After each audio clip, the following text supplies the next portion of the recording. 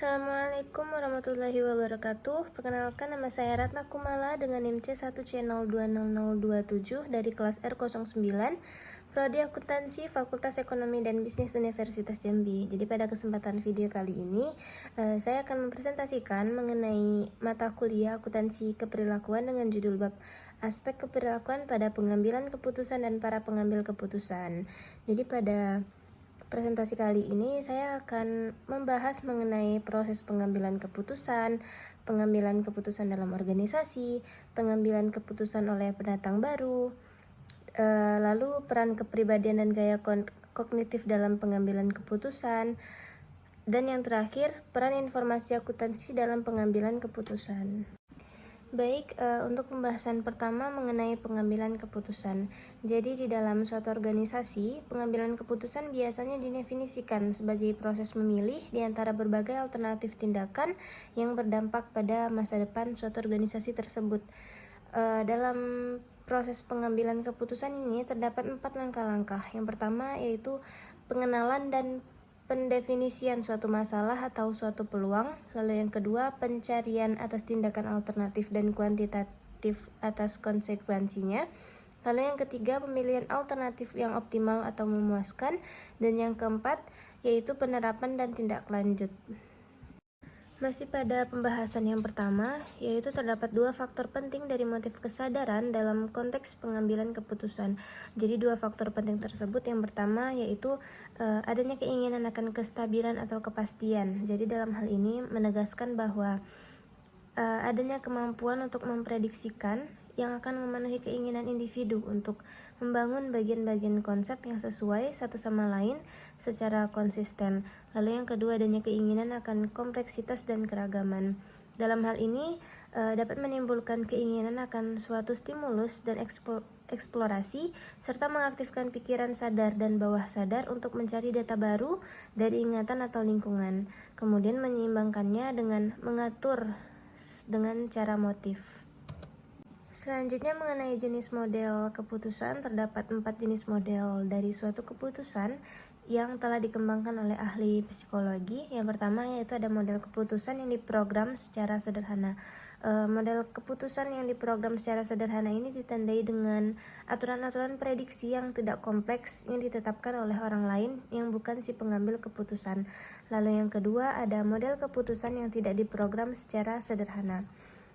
Pada model ini apapun akan terlihat baik pada saat itu bagi si pengambil keputusan yang langsung memilih alternatif tersebut. Masalah dan peluang selalu dilihat ketika terjadi atau hanya berdasarkan intuisi saja.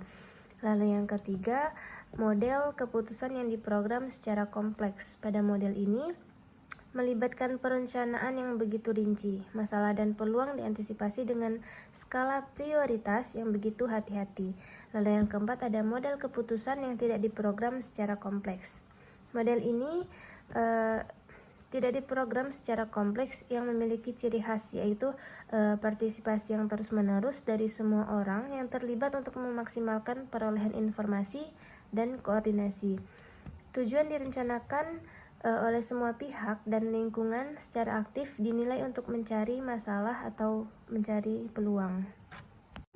Pembahasan yang kedua mengenai pengambilan keputusan dalam suatu organisasi. Jadi suatu perusahaan dapat dianggap sebagai suatu unit pengambilan keputusan yang serupa dalam banyak hal dengan seorang individu. Untuk mengatasi kelebihan beban dalam pengambilan keputusan, suatu organisasi mengembangkan prosedur operasi standar yang formal atau tidak formal untuk masalah-masalah yang sering berulang. Prosedur operasi standar ini menjadi aturan pengambilan keputusan untuk keputusan-keputusan rutin dalam bidang-bidang seperti manajemen persediaan, perhitungan biaya, penetapan harga, dan pemrosesan pesanan. Penting untuk diingat bahwa manusia dan bukannya organisasi yang mengenali dan mendefinisikan masalah atau peluang dan yang mencari tindakan suatu alternatif. Manusialah yang memilih kriteria pengambilan keputusan, memilih alternatif yang optimal dan menerapkannya. Lingkungan organisasi di mana manusia digunakan bergantung pada jenis dari masalah pengambilan keputusan atau peluang yang akan dihadapi. di pembahasan pengambilan keputusan dalam suatu organisasi juga membahas mengenai pengambilan keputusan dengan konsensus versus aturan mayoritas. Jadi dalam kebanyakan situasi, konsensus hanya bisa dicapai setelah pertimbangan yang matang serta evaluasi yang kritis atas plus dan minusnya. Selain mengimplikasikan akurasi, konsensus juga dianggap mendorong individu untuk membagi pengetahuan dan keahlian mereka dengan lebih bebas dan menginspirasi mereka untuk mengomunikasikan seluruh informasi yang relevan. Pengambilan keputusan dengan konsensus membutuhkan lebih banyak waktu dibandingkan dengan pengambilan keputusan dengan aturan mayoritas. Oleh karena itu, konsensus adalah kurang sesuai untuk diterapkan jika waktu adalah kritis. Walaupun konsensus memiliki keunggulan yang terbukti, pengambilan keputusan dengan aturan mayoritas itu dipandang dengan yang berlawanan dan pembenarannya dinyatakan secara tertulis harus disubstitusikan dan diterima pada banyak situasi pengambilan keputusan sebagai satu-satunya alternatif yang memungkinkan. Pembahasan yang ketiga mengenai pengambilan keputusan oleh pendatang baru versus oleh pakar. Jadi dalam pembahasan ini, studi atas sikap pengambilan keputusan secara keseluruhan menunjukkan bahwa pendatang baru ini mengumpulkan data tanpa melakukan diskriminasi dan menunggu untuk melihat apa saja yang akan terjadi. Begitu juga sebaliknya oleh para pakar, mereka mengumpulkan data secara diskriminatif guna untuk menindaklanjuti observasi tertentu.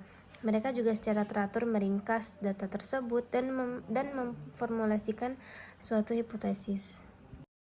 Berdasarkan komponen tugas analisis keuangan, perbedaan dari pendatang baru dengan para pakar itu terbagi menjadi 3 bagian. Yang pertama mengenai pengujian informasi. Suatu studi menunjukkan bahwa baik para pakar maupun para pendatang baru menerjemahkan informasi keuangannya ke dalam istilah-istilah kualitatif dan menggunakan metode-metode yang serupa. Lalu yang kedua mengenai integrasi pengamatan dan penemuan. Nah, ketika mengintegrasikan pengamatan dan temuan, para pendatang baru ini lebih menghubungkan pengamatan dan temuannya, lebih menjelaskan satu sama lain dan mengabaikan yang tidak ada. Begitupun sebaliknya oleh para pakar menempatkan penekanan khusus pada kontradiksi yang potensial dalam pengamatan dan temuan sebagai alat untuk mendeteksi suatu masalah yang mendasari. Lalu yang ketiga ada pertimbangan. Nah, para pendatang baru tampaknya menyetarakan pertimbangan dengan memutuskan kapan waktu yang tepat untuk memilih mana dari fakta yang diamati yang merupakan masalah utama. Sedangkan bagi para ahli, pertimbangan adalah suatu usaha untuk mengembangkan dalam pikiran mereka, yaitu mengenai suatu gambaran dari apa yang sebenarnya terjadi. Pembahasan yang keempat mengenai peran kepribadian dalam gaya kognitif dalam pengambilan keputusan. Jadi perbedaan psikologis individu dapat dibagi menjadi 2, yaitu kepribadian dan gaya kognitif. Kepribadian lebih mengacu pada sikap atau keyakinan individu, sementara gaya kognitif mengacu pada cara atau metode dengan mana seseorang menerima, menyimpan, memproses, serta meneruskan informasi.